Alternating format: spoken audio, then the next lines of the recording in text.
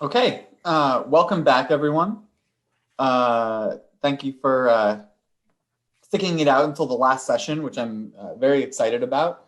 The last session is on health systems that I think of more as kind of as hybrid systems where there's a robust public alternative, certainly more robust than the U.S., but where there's also private alternatives for consumers that are probably quite a bit more substantive than what we've seen in some of the other contexts we've looked at.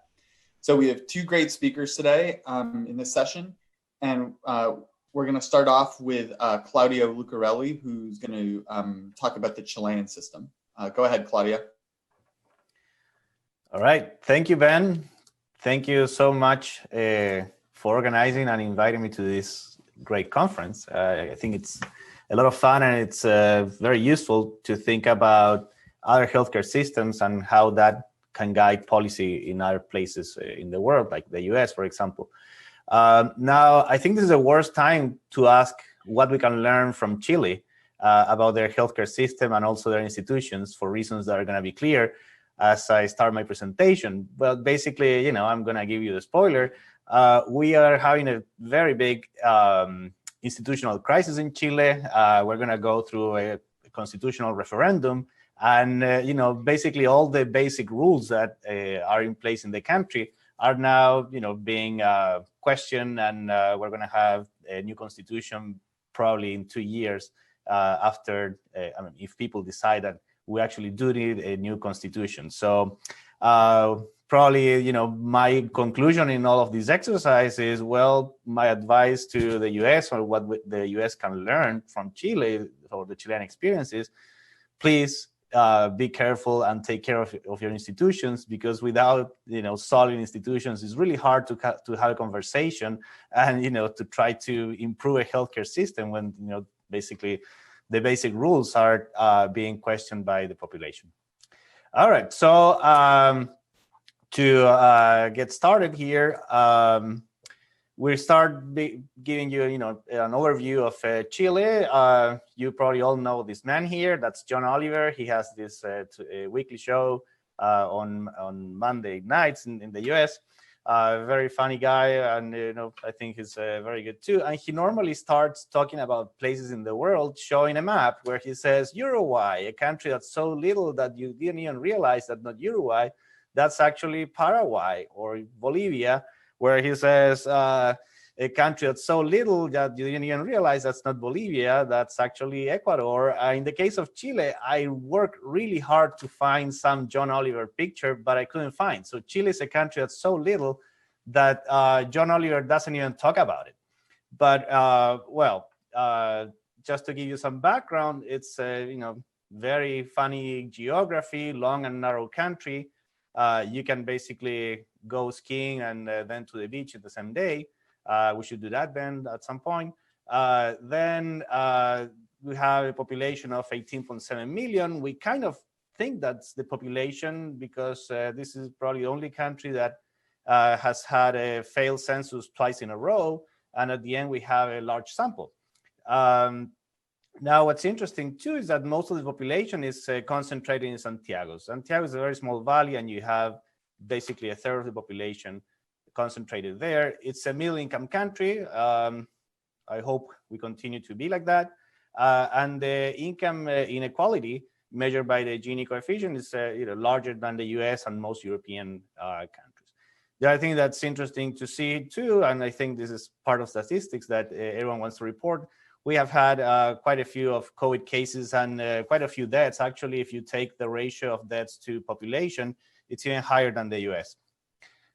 So nothing to learn there either, sorry. Now, to give you an overview of the Chilean healthcare system, well, you can trace back the origins to, as far back as 1844. That's basically 30 years after the independence of Chile.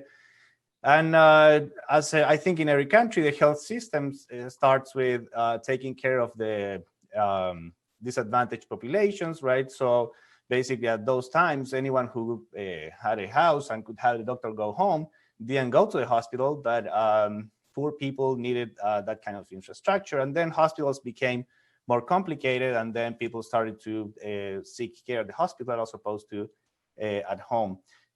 As also in many countries in the world, health insurance starts as workers' insurance, where basically this is coverage for accidents at work. And then some years later, insurance was expanded to cover white-collar workers. And then basically in Chile, up until 1980, we had two systems. Both were public, one for blue-collar workers, one for white-collar workers with different coverage. So there was discrimination between citizens of the country depending on the job they held. That changed in the Constitution of 1980, where a new system starts. As I was saying before, in Latin America, changing the Constitution is a national sport. So, in Chile, we changed the Constitution in 1980, and now we're going to change it again in 2020. So, 4 years of a Constitution.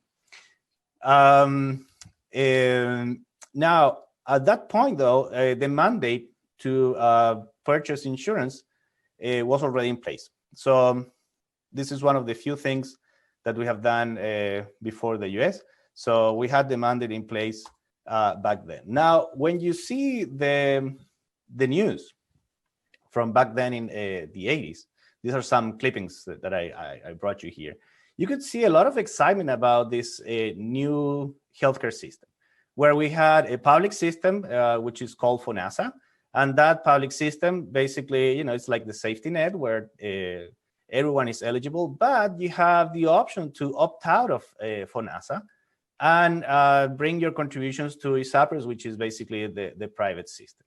Okay, this system started in 1981 after the Constitution was enacted, and there was a lot of excitement in the country about it. If you see here, basically, they're saying, hey, we have 100,000 beneficiaries. It could get 500,000 by the end of the year. And this person here was actually the head of FONASA, the public system, which was basically happy that, people were making choices going to a private system where they could get more choice, get a higher quality, and basically graduate people from the public system. Back then, there was also a very determined agenda to basically support this private system, and there was a subsidy to the demand. Basically, workers contribute on average 7%, well, contribute by law 7% of their income, but there was an additional 2% of a government subsidy for those workers of low income, so they could basically go to the private system and purchase private plans.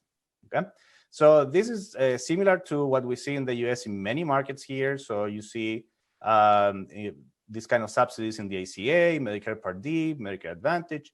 You see subsidies to the demand. That is something that then stopped in Chile in 1999. And when that is stopped in 1999, basically you lose a lot of people in ISAPRES. So up to year 2000, more or less, a third of people buying private insurance in Chile were low income. When this 2% is taken away, then about 900,000 people left the ISAPRES market and went back to FONASA. Okay. The reasons that were given then, one was, well, we need those resources to support our public healthcare system, which is not doing very well.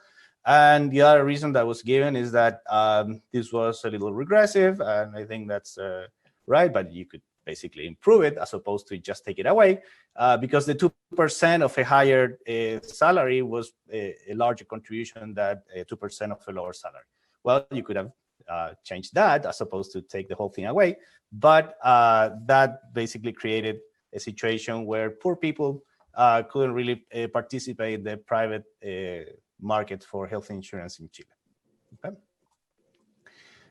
In terms of the characteristics of these two systems, you have the public system that basically it's insuring about 76% of the population of Chile.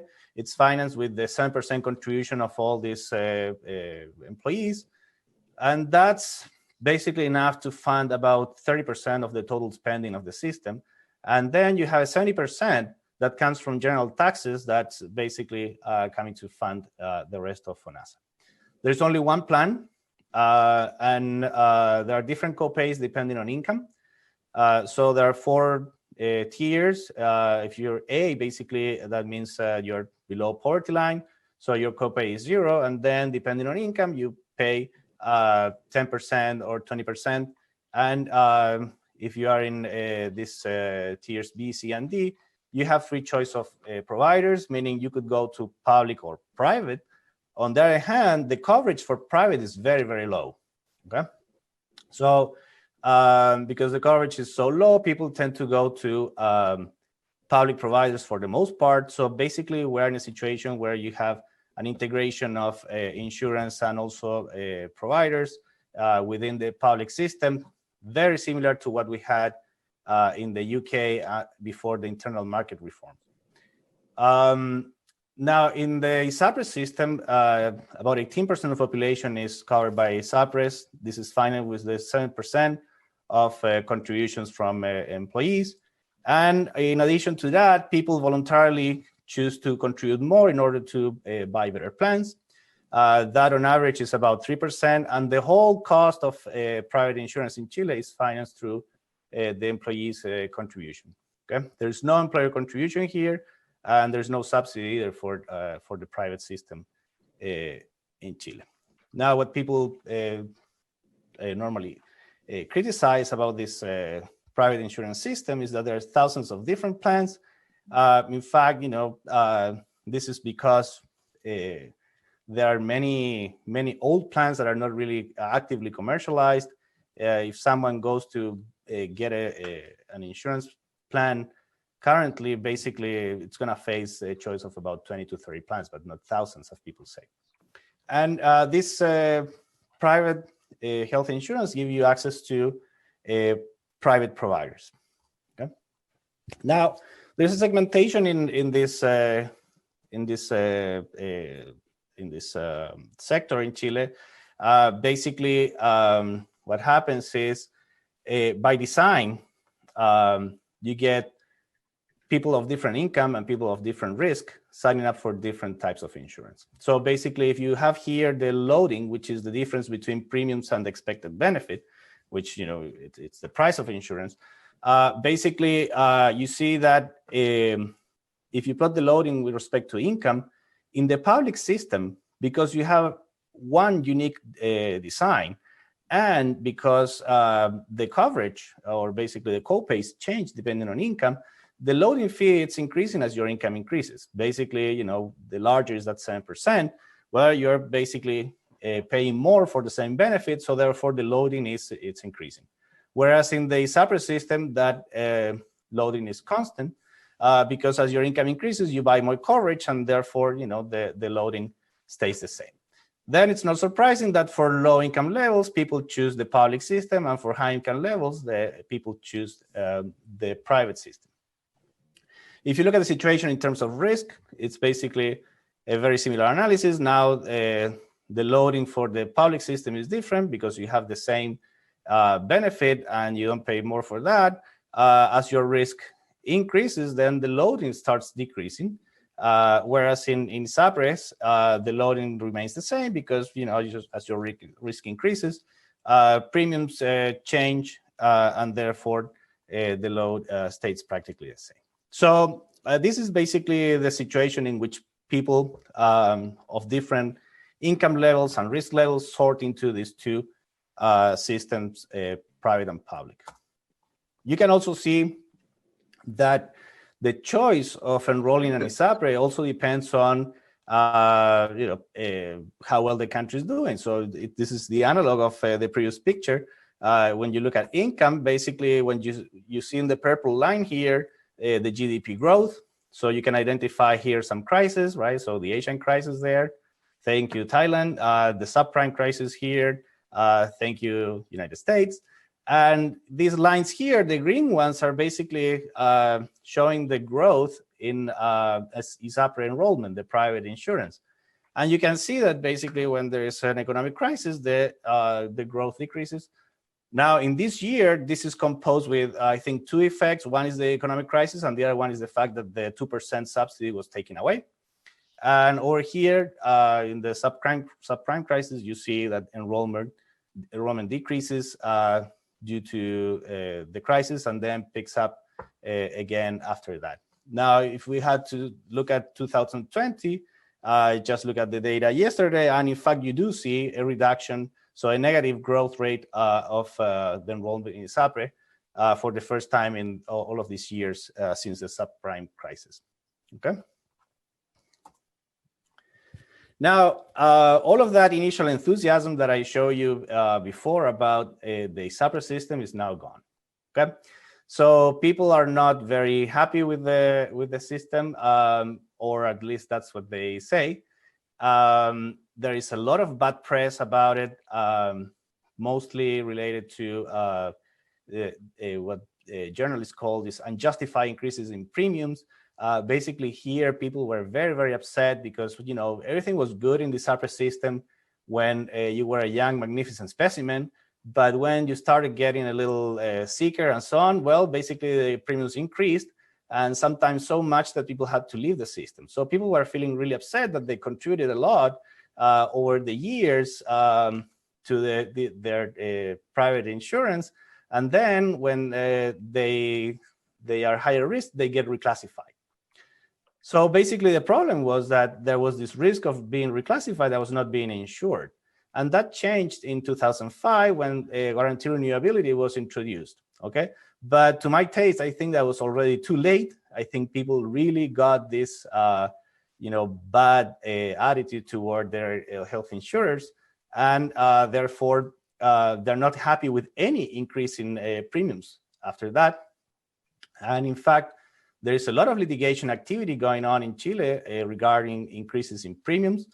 So basically what happens is when the ISAPRE tells people that they're going to increase the premium for whatever reason, they go to court to challenge the increase in premiums. And there is a whole industry of lawyers that are actually contacting people in order to challenge these increases in premium. Now, if you go to a court and you see what the court decides, well, basically all cases have been won by enrollees, none by the ISAPRES.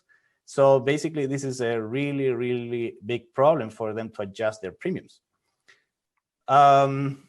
If you consider that the healthcare cost is, of course, always increasing, then if the ISAPRE doesn't have the ability to adjust premiums, then this is a recipe for disaster for them. Also, the complaints you see, it's discriminatory for women, elderly, high risk, and low income. Well, this is basically coming from the design of the system. Okay, there's nothing that firms actively do, but actually this is a result of having people with different expected benefits and sorting themselves depending on the options they have. If you have a public option that doesn't discriminate on risk and also becomes cheaper as, becomes more expensive as your income increases, then of course people are going to sort the way we showed in the previous pictures. Also, people are complaining about the absence of solidarity. This is an individual insurance market with premiums that are risk rated, and we have had incremental steps toward community rating. You see that very recently. So in April 2020, there is a new table of risk factors where, basically it tells you how people change their risk according to age. That table was compressed quite a bit, so there's no such a big difference as it used to be before between young people and elderly people, and there is no difference between men and women. Okay, so this is one unique table for men and women. Now, interestingly, this was just agreed between the regulator and the ISAPRES, and basically this is not done with the whole infrastructure you would expect, so there's no risk compensation here. So probably some ISAPRES are going to go crazy trying to find young men over there, or maybe in the future we won't have any young men present in the ISAPRES system because they're going to be back in FONASA due to the increase in premiums. because they're basically subsidizing the premiums of women who are not necessarily poor. That's the other point that's important, right? So, if you want to help someone, normally we have a preferential option for the poor. On the other hand here, well, women, regardless of income, are getting transfers from men, regardless of their income. Now, there's this complaint about too many plans. As I said before, some of them are not actively commercialized. And the other point that people complain about a lot is also captivity. And this has to do with the insurance of the reclassification risks. So basically, the reclassification is insured within ISAPRE, and therefore, if you switch, then you get reclassified, and therefore, people feel that they're married to their ISAPRE. They kind of are, because we didn't think of a more systemic way of ensuring the risk of reclassification. Now, in terms of what are our concerns with FONASA, well, waiting list. So this is a system that gets rationed basically by queuing. In 2005, there was a regulation, which is the Plan Auge, that basically introduced some priorities in terms of diseases and also time. So basically what they say is, well, if we as a government don't provide you with the care you need in a particular number of days, 90 days, for example, you are basically able to go to the private system, okay? Now, it's still, nothing really happened in terms of the waiting list after this Auge thing, because nothing happened structurally in the public system. So those are hospitals that don't have incentives to provide care to people because they receive large transfers from the government based on historical budgets. And, again, very, very similar to what used to be the case in the UK before the internal market reform. Now, what they're trying to do is to introduce some internal market reforms, although not as deep as the UK. So I think public hospitals are not going to become independent trusts. So we still are going to have a dependence of hospitals from the health ministry and also from this FONASA institution. But the idea here is that less of the income for hospitals is going to come from historical budgets, and more of that in a system that money follows the patient. Now, in the public system, in reality, although we would like to think that this is very equal, the access is very unequal. So when you get sick, basically the first question a Chilean person asks in the public system is, who do you know? So who do you know as a specialist or someone that can help me jump the queue or give me more timely care, because social capital, it's very important. I think here is a similarity with Canada. More than money is actually social capital that makes people get care in a more timely way. And the other concern is that the subsidy is not portable. So basically, again, this is a subsidy that's given for FONASA people within FONASA. They don't give you subsidy to go and shop for private health insurance and go to the private system.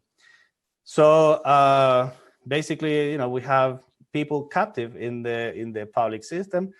Interestingly, when you see all of this litigation that people do in the private system, is mostly to stay in the private system. They don't want to leave the private system.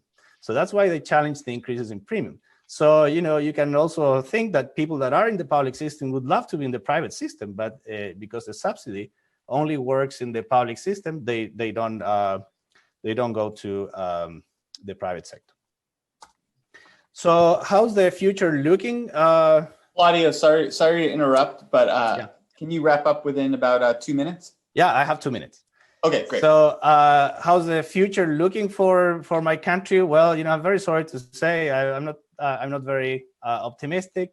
So that's why I cannot really tell you, okay, follow what Chile has done, because basically we have come full circle from a purely public system to a system that had this, as been described, a strong public safety net with some private system that now basically we don't know what's going to end up like. Maybe it's going to continue the silent reform where we're going to challenge the premium increases, and then ISAPRES are going to go bankrupt. Or maybe the Constitution is going to say that we don't have the ability to have a private health insurance anymore, so no more ISAPRES. Maybe we're going to go to a single payer system. Maybe we're going to be like, FONASA for all. That could be, the Chilean analog of Bernie Sanders and that part of voters here in the US.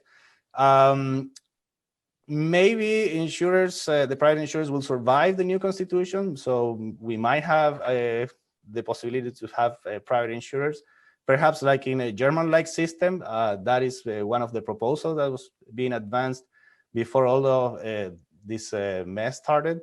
The referendum is this weekend. So I'll tell you the news on Monday, what happened, whether we're going to have a new constitution or not. Now, to end on an optimistic and positive note, well, that's going to create lots of research opportunities. So, that's going to be probably the good side of all of this.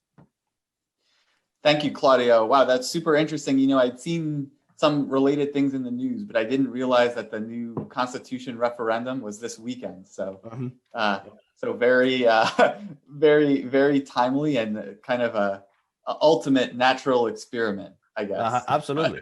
In some ways. So we're going to see a lot of papers on Chile going forward. Fantastic. Well, there's some questions, but we're gonna collect the questions and ask them at the end of the session. So now we're gonna move on to Stephen, who's gonna tell us about the system in Australia. And I wanna especially thank Stephen for joining so early in the morning. It's 6-something a.m. his time, so that's he's really sacrificing. So thank you, Stephen. Thanks very much, Benjamin. I just let you know that not only is it 6:30 in the morning here, but it is also a public holiday because in normal circumstances, the grand final of our football league would be held tomorrow. And so, of course, there would be a public holiday the day before. So I'll talk about the Australian healthcare system. I'm drawing on a couple of reports we've done at Grattan Institute. Grattan is a think tank here in Melbourne. I'm in lockdown in Melbourne. We're only allowed to go outside for limited reasons because we've had a state of emergency for a few months now.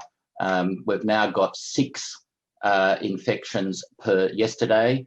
5 infections yesterday in a population of 5 million. So somewhat different from the United States.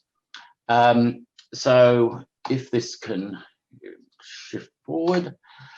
The Australian healthcare system is weird.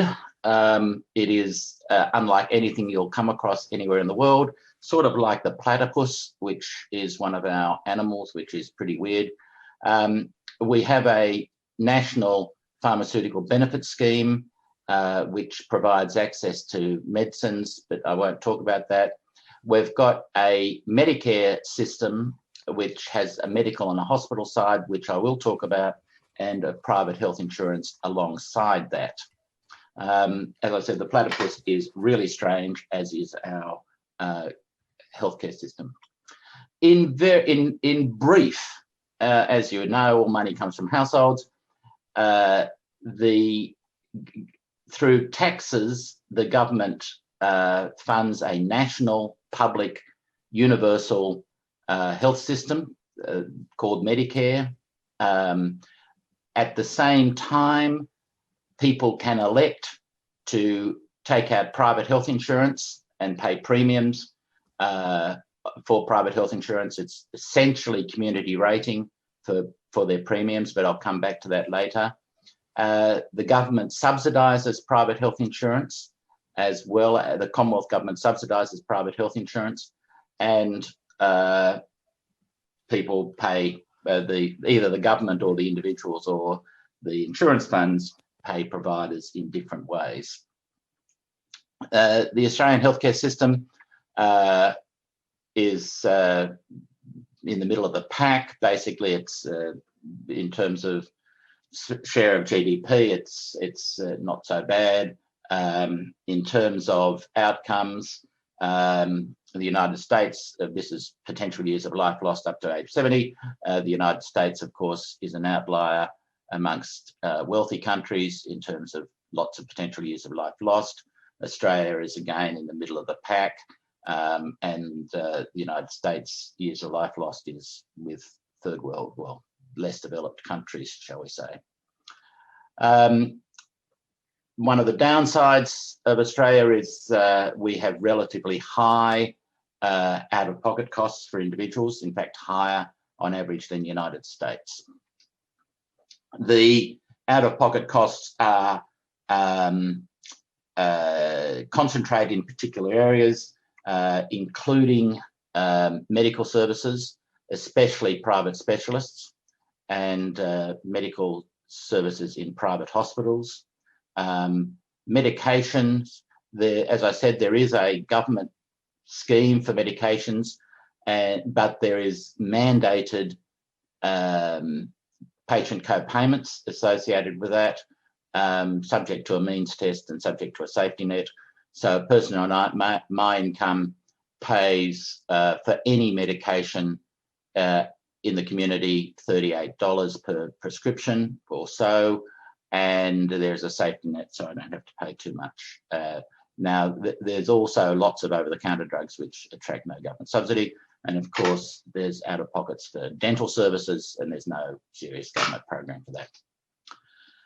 Obviously, as a result of out-of-pockets, you end up with differential access.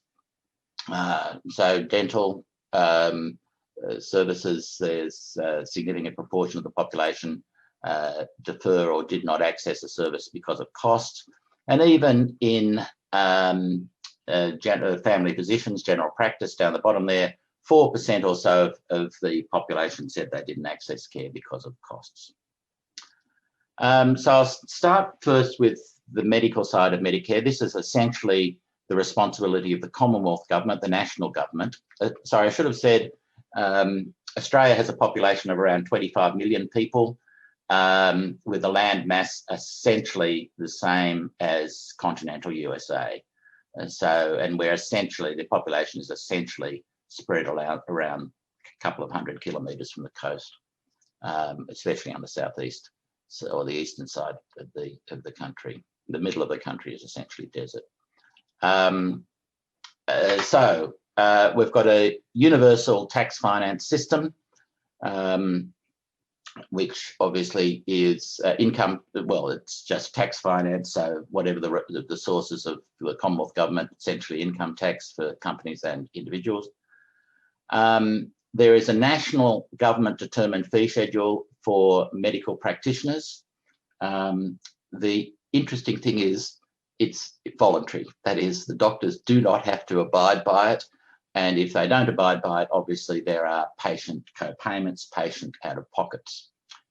However, about 80% of all family physician services are so-called bulk billed.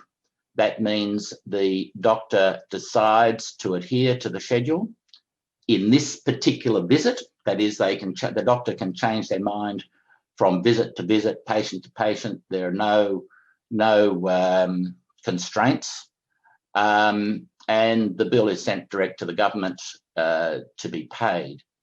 About 2/3 of all people have all of their services bulk billed. That is, for family physician service, that is, they don't see any payment at all.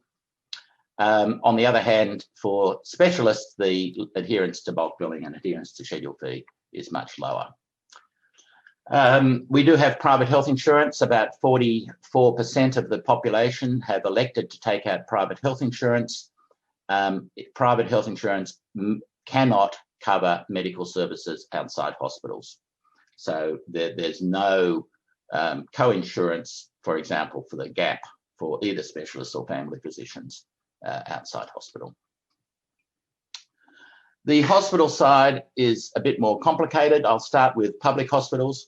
Public hospitals are creatures of state governments. That is, They're established by state legislatures, and in most cases, 90% of cases, the boards of the public hospitals are appointed by the state government, essentially. But yeah, public hospitals in Australia are not like county hospitals or anything like that in the United States, more like not-for-profits in the United States. The major academic medical centres in the country, for example, are public hospitals. I used to chair the board of one, which was the Heart Transplant Centre for Victoria, and the major trauma centre for Victoria, and the burns unit for Victoria, the Victorian Population Department. Outcomes of public hospital care are as good as you'd see in the United States. And public hospitals basically do everything. Inpatients, also specialist ambulatory services, specialist clinics.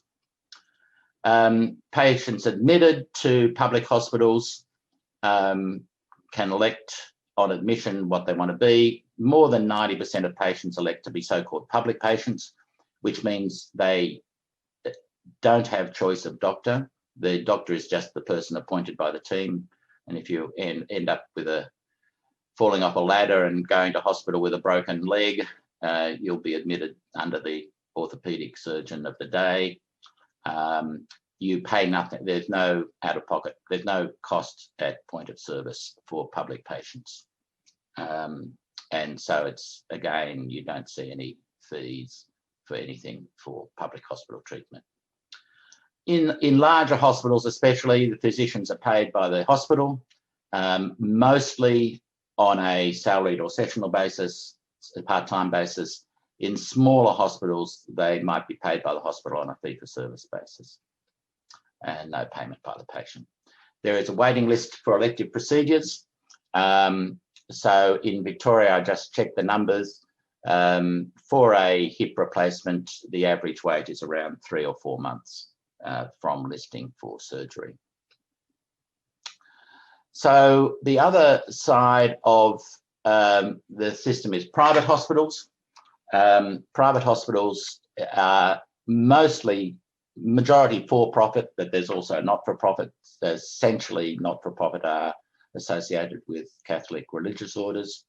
The physicians are paid by the patient on a fee-for-service basis, and the physician fees are reimbursed by a combination of Medicare, the national scheme, private health insurance, and patient out-of-pocket. So it's a complex mix of payments for physicians. Physician income per hour is higher in private than it is in public, and so there's physicians, there's a tendency to, well, as I said, physician income is higher. Physician motivation is a very complex thing, as you'll appreciate. And if you're an academic-oriented physician, you work in a public hospital. If you're less, you're less. Mostly, they do elective procedures with average complexity lower than in public. So I'll come back to that. So what do private hospitals do? This is 13-14 data because I couldn't be bothered updating it. Apologies for that. But you'll see that the vast majority of what private hospitals do are elective procedures. They do almost no emergency work. A couple of the hospitals have emergency departments, but most don't. And the average complexity is slightly different. So these are for hip replacements. So these are hip and knee. So down the bottom, I've got 40-something% of the population have, 44% of the population have private health insurance, but more than 60% of knee replacements without catastrophic comorbidities or complications are done in private, and about 60% of hip replacements without catastrophic comorbidities or complications are done in private. So, but on the other hand, the cancers are overrepresented in public. So here we see differential access. I have no information that although we know that low value care is higher in private hospitals than it is in public hospitals, I cannot tell whether the higher rate of hip and knee replacements is because of self-selection, that is, people who thought they might need hip or knee replacements decide to take out private insurance and then go to a private hospital, or that orthopedic surgeons are more likely to operate on you if you have private insurance, or some combination of everything. The other thing is to note is this is the other DRG in each of the hip replacement categories. So you'll see that although almost 60% of all hip replacements without catastrophic comorbidities are done in private hospitals relative to 44% of the population, the number of hip replacements with catastrophic comorbidities done in private is less than the insured population. Not the case with knees. Again, you see the knees slightly less and so on. So basically the average complexity in private is slightly lower. Private hospitals are differentially efficient. So again, this is hip replacement DRGs. You'll see that on average, for both with and without catastrophic comorbidities, the public length of stay is longer, but you can also see that for elective procedures, the public length of stay is shorter, and that is also the case for emergency admissions for hip replacements. So in fact, the public sector is more efficient than the private sector in the provision of hip replacements, and that is actually the case across all DRGs. And this might be because the product that is being sold for private hospitals is there's less pressure on the beds, and you can stay a bit longer without being forced to go home earlier. And so it's a different product, and so there's a sort of a lazy attitude to length of stay. Now, as I said, private health insurance is, if you're going to go to a private hospital, you need private health insurance essentially. It is voluntary in Australia, in inverted commas. About 44% in fact have health insurance with some form of health insurance, with about 25% having what's called gold cover, which is coverage for everything. So-called bronze and silver cover has less things covered. There's a slow death spiral occurring with younger people leaving private health insurance. And there's a set of carrots and sticks to encourage people into private health insurance. So on the carrot side, there's a rebate to encourage people to take out private health insurance, which pays somewhere between 15 and 40% of the premium, depending on your age and your income. So the lower your income and the older the age, which is really peculiar, you get a higher rebate, and the rebate tapers out at middle income and younger age group. And obviously, the whole point of private health insurance is to bypass public sector constraints, either the waiting time constraint or the amenity constraint. So in the past, there was a greater proportion of single rooms in private hospitals, although public hospitals, more modern public hospitals, have essentially 100% single rooms. The sticks, there's a tax penalty if you don't have health insurance. So for example, for me, health insurance is essentially free because if I didn't have private health insurance, I'd pay more tax. So there's a very strong incentive for me to take out private health insurance. The sort of private health insurance I take out is essentially unregulated, and so I take out a package which basically is useless just to avoid the tax penalty. I said that essentially we have community rating. That's not quite true. We have what's called lifetime community rating, which means that if I joined private health insurance before I turned 31, I pay the same as everybody else. Well, a single pays the same as all singles. A family of 2 people pays the same as all other families of 2 people, subject to competition. You know, your insurance company may be more expensive than my insurance company, and gold, silver, and bronze. But if you join after 30, after your 31st birthday, then there's a premium that you have to pay on top of the ordinary community rating. So, and that premium goes up 2% each year. So if you join at 33, you pay 4% more than if you joined at 30. So that's to encourage people to join private health insurance earlier. Now, premiums are going up faster than average wages, partly because inflation in the health industry is faster than general inflation. And that, of course, is putting pressure on people to maintain private health insurance. And so people are dropping out there. So there's a slow reduction in the number of people with private health insurance, or the proportion of the population with private health insurance, and in fact, the actual numbers of people with private health insurance. And that's particularly among younger people. And so people covered who are 20 to 39 has seen a decline in the proportion of the population with private health insurance, although the proportion of the population who are over 65 with private health insurance is going up. Basically, in Australia, if you're over 55, you're a net gainer from private health insurance. If you're under 55, you're a net loser. As a result of that, people are dropping their level of cover.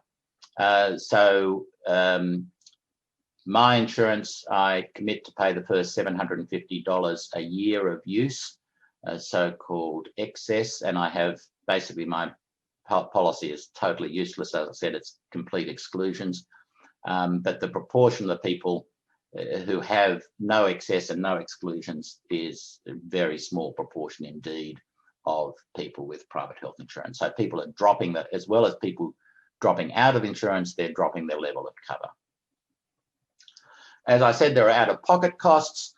Doctors can charge what they like, but only a small number of greedy doctors essentially drive all of the out-of-pocket costs. These are for in-hospital out-of-pocket costs. And you can see that the out-of-pockets are highly concentrated. The MBS is the Medicare Benefit Schedule, the nationally determined fee.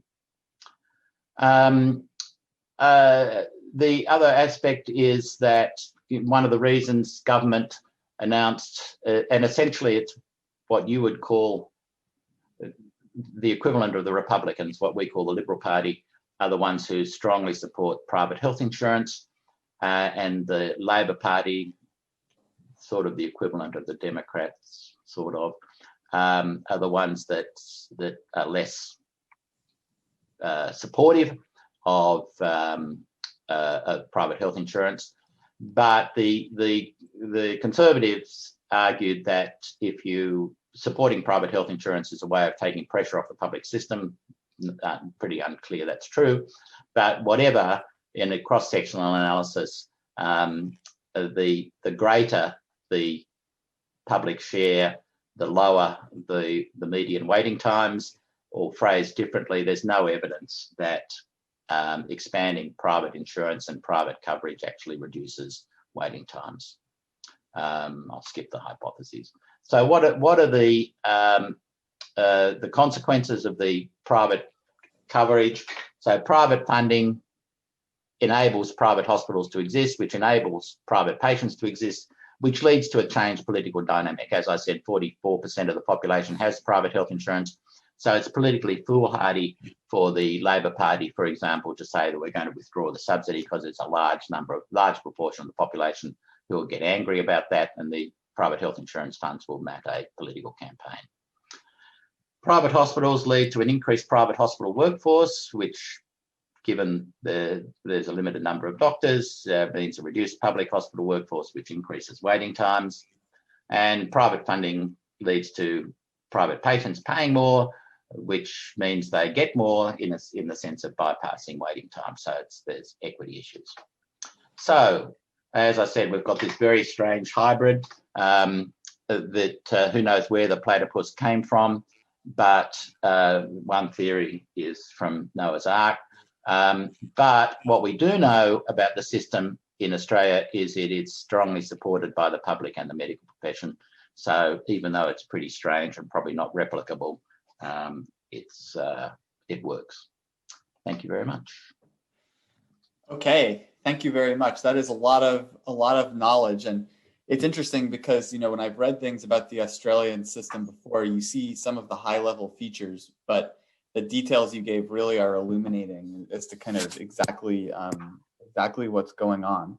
So let's have 5 minutes of questions in the interest of time, so we don't go too far over. There are quite a few questions, and so I'll start with some specific questions for Stephen from Carol. And the first question she has is, how much does private health insurance encourage hospital doctors to increase public waits for elective care, obviously kind of extending waits?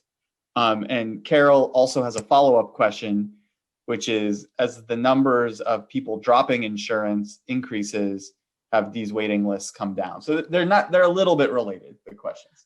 So thanks very much. The two hypotheses I skipped over address that first question of yours, Carol. Many doctors, surgeons, practice in both the public and the private sector.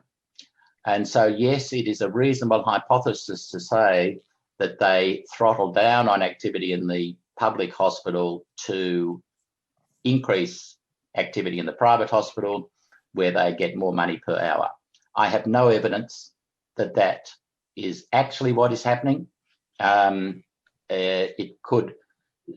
So the alternate hypothesis is that people are attracted to private insurance because the waiting times are lower, rather than, so it's a complex interaction, and my own view is I don't think doctors consciously throttle down, but they might say to the patient when they see the patient, oh, if you go public, you won't get your operation for another 4 months, but if you go private, you get in 4 days or 4 weeks or whatever. So they can be channeling of that kind. As the numbers of people dropping insurance increases, have waiting lists in the public sector come down? Essentially not. The people, as you saw from that graph, the people dropping out of private insurance are essentially people under 64, essentially people under 50. And these are people with lower use of health services. And so they are making a rational decision that they don't use health services now. They're unlikely to use health services next year. Therefore, I'm not going to pay my private health insurance premium. And of course, in those circumstances, they're unlikely to be the people who would have been on public sector waiting lists anyway. So they're not, the reduction in private health insurance is not really associated with a reduction in demand for public hospitals, but it is associated with a deterioration of the risk pool of private health insurance, which in turn puts prices up, which in turn encourages more people to leave. So eventually it will impact, but not at the moment. Yeah, that's interesting. That makes a lot of sense. So the next question is for Claudio. It's from me. And, you know, in the US, we're starting to see studies more and more as we kind of get better access to data that are trying to answer this question quantitatively of, you know, what's the value that different private insurers are actually generating relative to one another through what, you know, people who like manage competition would call innovation, right? And that's a very broad question, but, you know, different ways you could think about this are kind of specific cost sharing schemes to encourage certain types of uses, network formation that really steers people towards kind of more efficient doctors. I'm guessing the answer is no in terms of hard quantitative evidence, but at least anecdotally, do you think any evidence exists that there's some innovation of this kind? Yeah, that's a great question, Ben. In fact, what you see in the evolution of the private sector in Chile is a lot of innovation being promoted by the private health insurance. So when I remember when I was a kid, when you got something serious, people were saying, "Oh, you have to go to Houston." I don't know what happened in Houston, but people had to go to Houston when something was serious. These days, people stay in Chile, and you get high quality care. And I think the best hospitals are in the private sector. So that, that's an indication that this has promoted that development. It's also interesting because the private insurers were very much criticized in Chile because they were considered, these are just paper firms. They don't have hospitals, they don't build beds, and they participate in the healthcare system, but they're not real healthcare providers. And there's no way to make Chilean people happy now that they have their own hospitals and they're offering some integrated plans. People are unhappy because vertical integration could create different incentives for these integrated networks, and therefore now they're subject to some scrutiny from the Chilean Federal Trade Commission. But anyway, you see innovation for sure in terms of both technology, modern hospitals, high quality of care. That's for sure. And the other innovation, it's same as here. You always have the payment mechanism du jour, where they come up with new ways to compensate providers to try to make spending more efficient. And I think you have precisely the same things that have happened here in the U.S. Managed care, high deductibles, value-based care is now the fashionable thing to do over there. Now, in the same way as the U.S., you basically see changes in levels, but not really changes in growth rates. Yeah, no, that's really interesting, and I actually want to close this session by pitching almost the same question to Stephen, with the one caveat that with what he talked about with Australia, obviously some private insurance is not comprehensive and covering everything. And it seems that there's a big element in Australia of kind of sorting based on health or age playing a huge role. But still kind of, I guess the question is, despite that sorting, is there evidence for kind of what I would call private sector insurance innovation? Or does it seem more an industry that's kind of capturing sorting patterns and trying to profit on that in that way? Thanks, Ben. It's essentially a highly regulated, overly regulated industry, which has grown fat on the public subsidy, and any innovation is really about how to pay management more rather than anything to benefit consumers. So my view is the future for the private insurance industry is really to force them to have more responsibility and basically, as with any regulated industry, not only in the health sector, there's regulatory capture. The fees of prostheses are regulated in an outrageous way. So it's basically not real innovation occurring at all. Yeah, and that's in some sense one interesting thing there is I think, even though we're talking about private health insurance in Chile, Australia, of course, the US and other countries, what private health insurance means can often be very different, and the way it's regulated can often lead to very different incentives and operations. And so I actually think that's important to keep in mind, because a lot of times when we talk in the US context about other markets, we're thinking, well, private health insurance or not, but really it's actually quite different, as your examples show. Fantastic. Well, thank you guys so much. This has been incredibly insightful for me, and I'm sure for the other people here.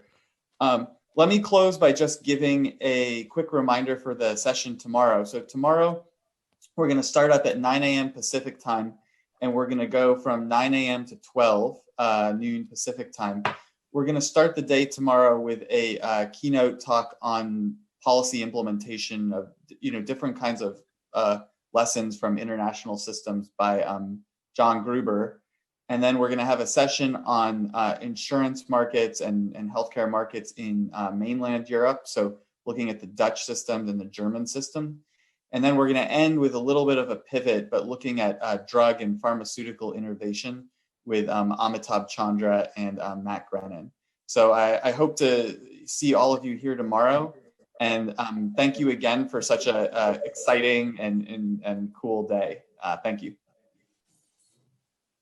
Thanks all. I'll be leading off tomorrow, so I hope to see you there. Yeah. And everyone, enjoy the rest of your days, especially Stephen, who has a very long day. Well, Thank you, Ben. Thank you, John. yeah. Bye, everyone. Thank you, Claudia. Bye, everyone. Hi, everyone. Thank you so much. Around, Carol. That's Thanks, great. all. Bye.